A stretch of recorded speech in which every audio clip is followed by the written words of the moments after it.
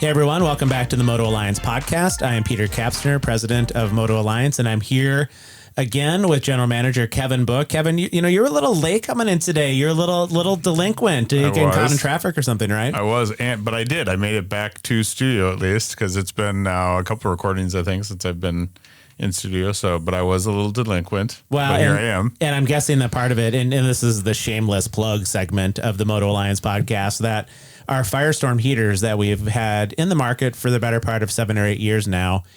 We did a fairly substantial refresh in this last year. One of our engineers, Jared, outfitted a lot of different machines again that we just hadn't covered for a very long period of time, including the Razor, which is such a challenging machine to do anything with. And we'll talk with our guests about that in just a second. But Polaris does not make it easy for aftermarket accessories companies like us. And he really just killed it. And we can't keep the Firestorm heaters on the shelf right now. And I'm sure that's part of what you're trying to do as GM daily right now. Keeping it straight. Yeah. So not only was it enough just to come into my first busy season with MotoAlliance, but then all I've been hearing about is, you know, the seasonality of some of these products and waiting for the cab heaters and the plows to drop. And it has certainly dropped. I'm seeing all the preparation that we've had with getting the heaters ready to go. It is certainly the season now. So yeah, and somebody who's been selling our plows, Denali plows, and other products for a while that joins us is Kurt from Offroad Armor. He's been on the MotoAlliance podcast before. And Kurt, we're glad to have you back here with us on the MotoAlliance podcast. Yeah, thanks for having me back, guys. Appreciate it. So you know the prompting question that we asked you to think about during that shameless plug section, and that is, what is the dumbest thing you've ever done on a UTV but ended up having a very satisfactory outcome? Yeah. So I appreciate you giving me like a couple minutes to think about that because I've done a lot of dumb things. And so narrowing it down is pretty difficult. But I would say actually really one of the dumbest things I've done was it happened this last weekend. And we actually just opened up. And when I say we, I just kind of helped promote it. But a good buddy of mine opened up a new side-by-side racing track over at Worldwide Technologies and we call it Gateway Dirtplex. And that is in East St. Louis, Missouri. And so me and, you know, quite a few other people went down there and we tried out the new track and, you know, and it was supposed to be a practice day. Well, there's no such thing as practice in my vocabulary. I mean, as soon as I get on that track, I am the throttle's to the floor, the pedals to the floor for sure.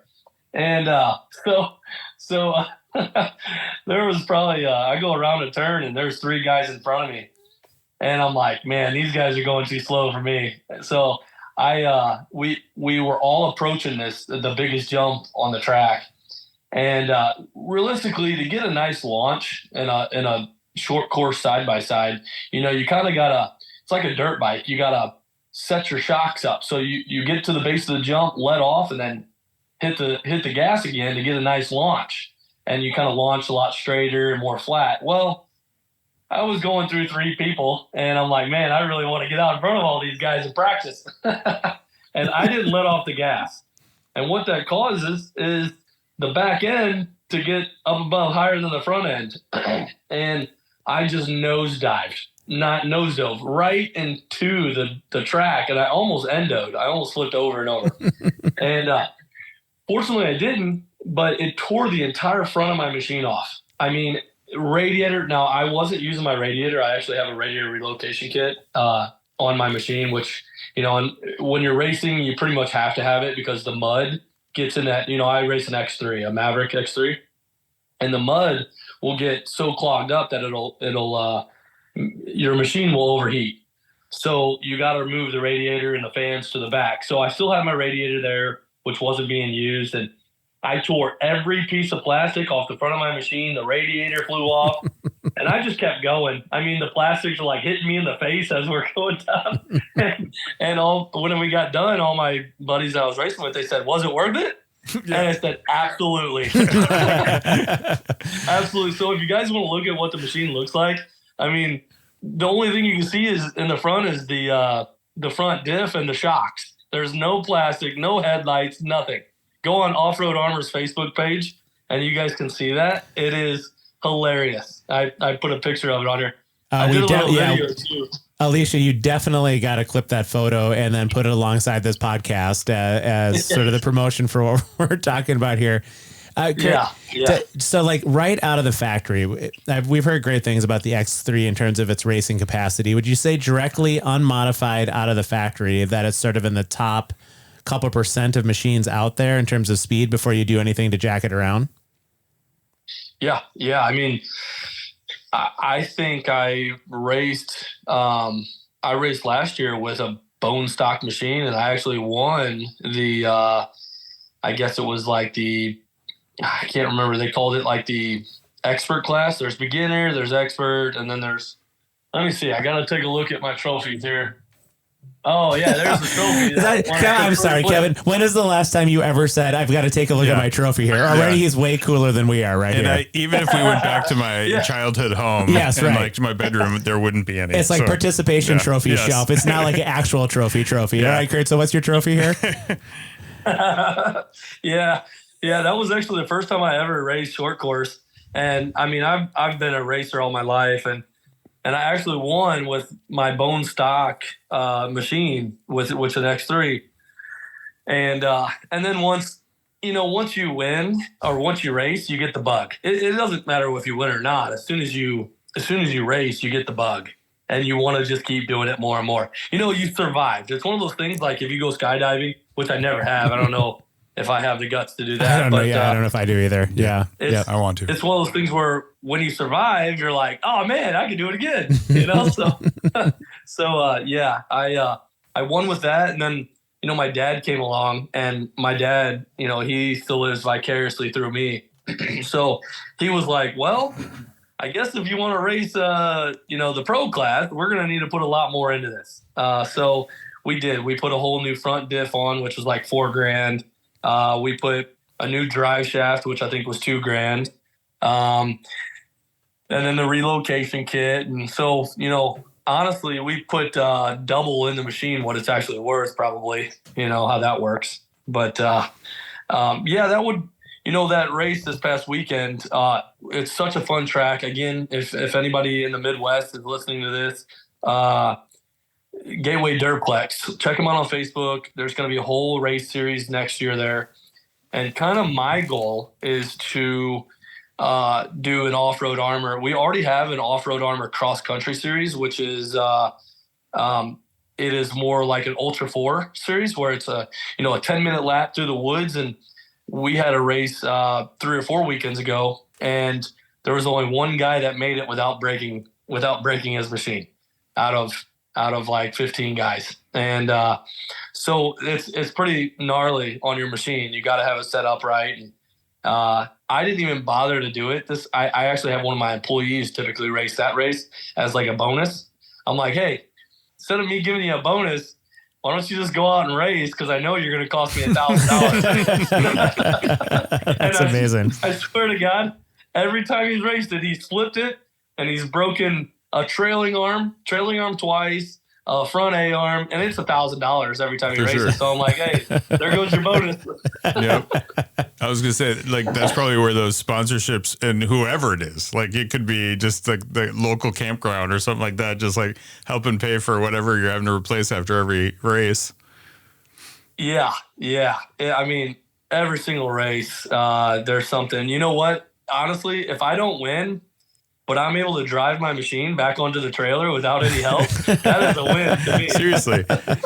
Kurt, with these conversations, oftentimes, just because, this whole industry is so new for me. So what, when you start to talk about specific vehicles that you're using or whatever, I'm just curious, what, with the racing that you do, why X3s? And maybe this is something within the industry that's kind of a Chevy Ford type comparison or whatever. But like, I just want to know what makes you race X3s and, what it is about making the decision to be in those vehicles versus others that you're racing against at these events. Sure. So I'm probably the bad guy to ask that because my dad, I have a PhD. Yeah. Papa had a dealership. So my dad, my uncle own a Can-Am dealership. Yeah. So, I mean, it only makes sense to race Can-Am when I can get parts for cost. Sure. Yeah, for sure. But if I wasn't in this situation, I still would run an X3, and I'll tell you why. Because if you take a look, and I think we might have brushed up on this our last podcast, is Can-Am in terms of racing, they're winning they're winning all of the big races, like in California. I'm trying to say King of the Hammers. Yeah. So they're winning King of the Hammers. They're winning Reno to Nevada. So those two are some of the biggest races. They're winning Texplex, which and they've got, actually, in a couple weeks, I think they got the Oklahoma Gold Rush. So all those races, you're seeing a Can-Am win. Now, granted, I think that probably has to do with a lot more. Can-Am actually, they actually sponsor racers, where Polaris doesn't. Polaris doesn't sponsor any racers, but Can-Am does. I mean, they've got the Miller brothers, Cody and Hunter Miller, which are tremendous. They've got Dustin Battle Axe Jones. That guy is a tremendous person for the sport. He actually started working for S3 Power Sports, and then S3 Power Sports combined with Can-Am, and that actually, such a good guy. I'll tell you a little story about Dustin Battle Axe Jones. Once again, like, I'm sorry, Kurt, I need a nickname that is like Battle Axe Jones. I mean, we're so in the utility market when it comes to side-by-sides. We just got to get in this racing market so we can get monikers and destroy machines and stuff. This is amazing. Yeah. Did you guys know my nickname? No. So my nickname's Dirt. Just Dirt. My name's Kurt. Just Dirt. There's literally no chance I'm calling you Kurt for the rest of 2023 at this point. Like, no chance. It's Dirt from here on out. Dirt. Yeah, I'm good with it. It works. It works. Everybody, nobody remembers the name Kurt, but they remember the name Dirt for sure. So awesome. It kind of goes hand in hand. But my 2-year-old, which I guess this was last year, so he'd have been 1, and he just started walking. And there was a huge crowd, and he like got away from my wife and I just a little bit, and was getting ready to run out into the street. And here this guy comes. He's like, "Come here, buddy," and grabs him. And I'm like, "Oh, Dustin, what's up, buddy? I've been wanting to meet you forever." And I'm like, "Thanks for saving my kid." Amazing. So, it's always a memorable moment whenever you can meet a celebrity when he's saving your child. Oh my gosh. But That's brilliant. Yeah. So when you talk about having to replace stuff, again, because we're not quite as familiar with the racing circuit, and I want to hear a little bit more about your racing circuit, because I know you have some events going on, but what are some of the most common parts that just get busted up and have to be replaced? If you said that 10 machines were racing, what's going to be the most common thing to break?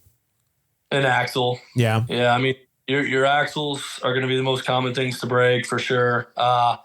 A-arms, hubs. One of the things that us short course racers are dealing with all the time is these tracks have like somewhat of a clay base. And what's happening is, once that clay gets brought up and you start slinging it around, it gets caught in your wheel. And then your wheel gets a rock in it, a rock, like it might be this big or whatever, but it gets lodged in with the clay and wears a hole right through your wheel. Okay. I mean, as you're going, it'll just wear a hole. So you're constantly replacing wheels, tires. I mean, I would say pretty much all factory parts. Radius rods are a big one. I mean, the nice thing is, though, and I tell all racers this, try to keep as much stock as you can on your machine if you're competitive. And the reason being is that, like radius rods, for example, you can find them for $1 a piece because everybody that goes trail riding or whatever, they replace those stock radius rods. And the nice thing is, if you break a radius rod while you're racing or something, you can always find somebody at the track that has 2 or 3 sets. So you can always replace it easily. And radius rods, honestly, like, they're not going to help you go faster. So that kind of stuff, you'll see a lot of guys keep those stock. They're just a real quick change. You get back out there. And, a lot of guys like to run stock cheaper axles. I mean, my axles, for example, are $700 a piece. They're man. RCV axles. Oh my gosh. $700 a piece, whereas like a Super ATV axle, for example, is $125. Yeah. So it's one of those things where it's how much you want to spend. It's a pay to play type of game. And just so I'm clear, Super ATV, I don't know if I've heard of them before. Are they an off-road accessories company in our industry? No, we just stopped bringing them on the Moto. We're going to bring them on the MotoAlliance podcast next week. Not that we're competitors at all. No, they're actually great guys. We know those guys over there too. That's been fun. I got another racing question, but I'm going to turn it towards Kevin in a second, and then Kurt's going to have to be the one who's the definitive expert on this, given our collective ignorance about the racing community here, Kevin. If you're so I'm going to set the miles per hour here.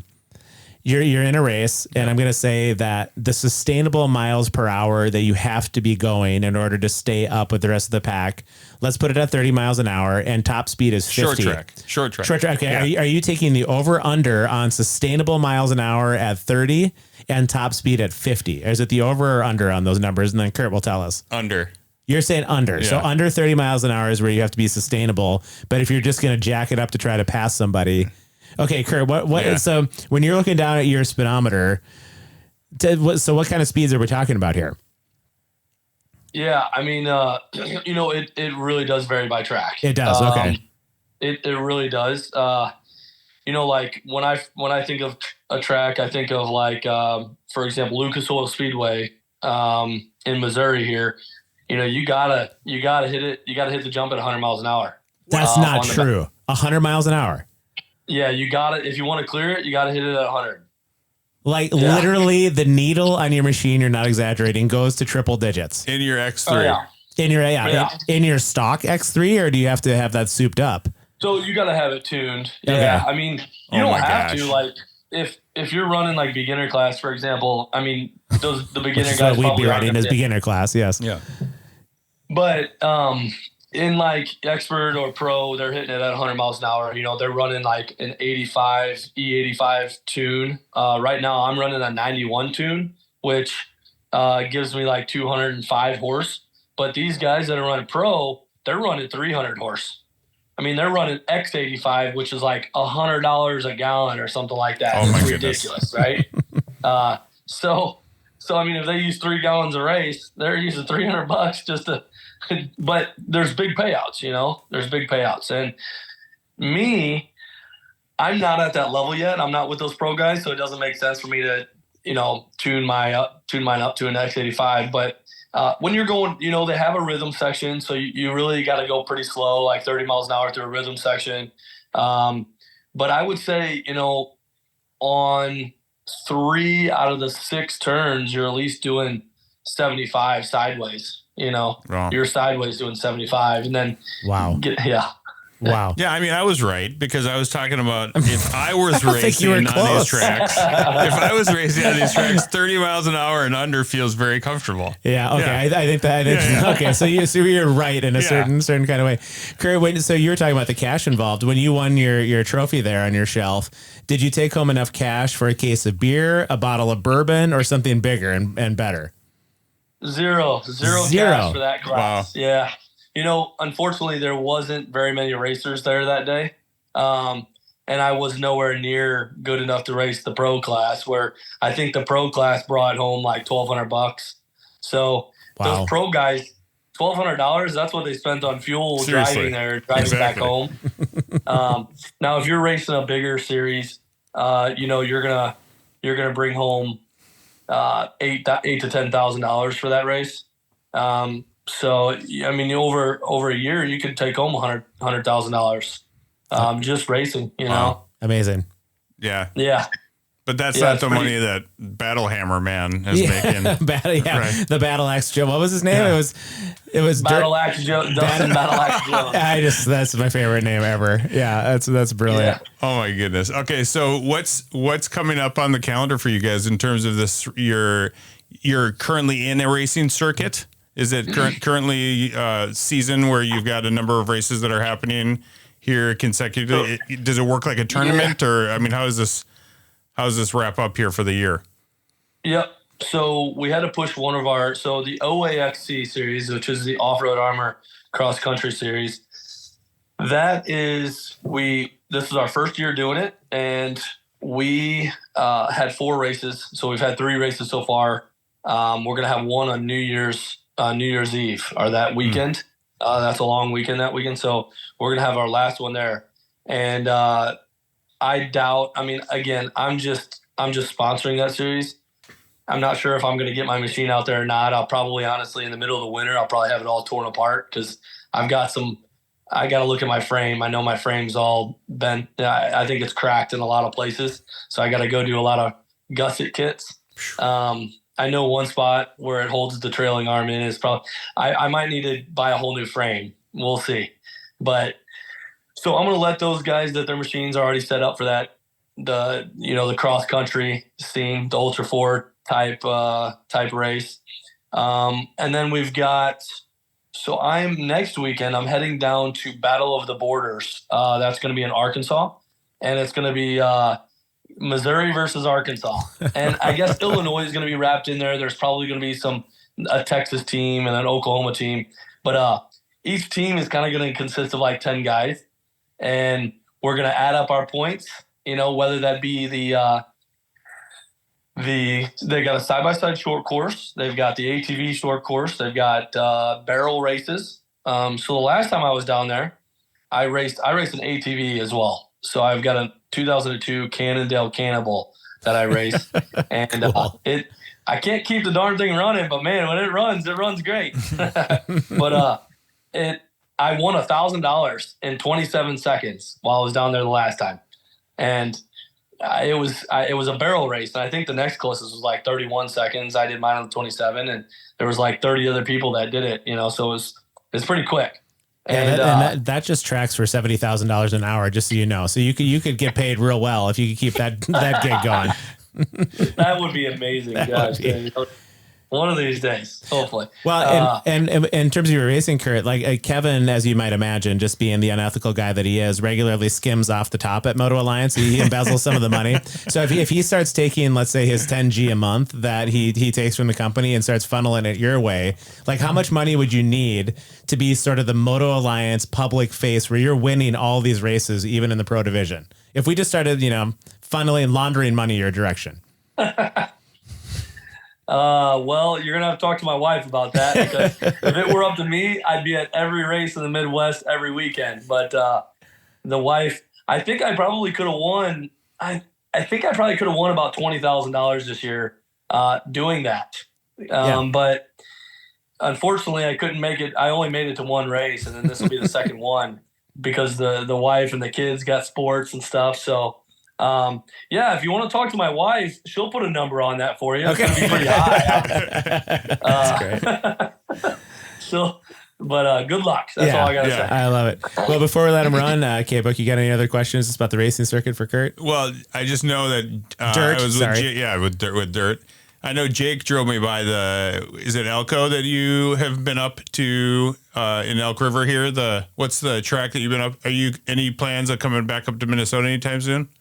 Yeah. I'd like to go to ERX Motor Park. Yeah. Up there. Okay. That was just such a blast. I mean, the people up in your state are just so nice. I mean, I didn't meet a single, I guess it depends where you go, but nobody was stressed out. Yeah. When you get closer to a bigger city, it seems like, everybody's the hustle and bustle. Everybody's more stressed out, kind of a tight leash, or just a tighter personality. But like when I went up there, it was just real relaxed, and it was a great time. So, when I go back home, it's a huge difference between where I live, like where I am right now, versus where I'm from. People are not in a hurry a half an hour south where I'm actually from, versus here I'm in a huge subdivision, 700 houses. Everybody's flying by me. I got like a highway out in front of my house, and everybody's just in such a big hurry. And I keep telling my wife, I said, hey, let's go back to my hometown. And she's like, no, there's no Target. So I'm like, oh my God. But Yeah, it is what it is. It's kind of nice for in my subdivision, all the kids play and stuff like that. I know we got off topic there. Definitely season of life though, but we talk often. Yeah. I mean, it would be so nice to just get off the grid and just have it, if you could somehow maintain connection with your friends that are around you and sort of ease of seeing people. Cause sometimes you get off the grid and then you don't see anybody anymore. So it's that stupid balance, right? Between I'd like to have a little slower pace of life, but I want to hang with buddies too. Exactly. Yeah, for sure. I mean, it's football season. And so I really like football and like going over to my buddy's house, watching the football game, making some bets and drinking a few beers and some bourbon. Hey, I didn't drink your bourbon this time. Dang it. Next time, that was a gross oversight by us this time, Kurt. Next time we'll pour a list because I can actually see it where we're streaming this one, so we'll be able to do a virtual cheers next time we get together on this. Sounds good. Well, dude, sounds great. Yeah, you're the best. Thanks for joining us here, Kurt, on this from Offroad Armor, talking all things racing. Kevin Book, another great episode with Kurt here. Absolutely. Yeah, I'm sorry. I keep calling him Kurt. We got to go to Dirt in the future. All right. Yeah. Well, thanks for listening, everybody, to the MotoAlliance podcast. We'll catch you next time.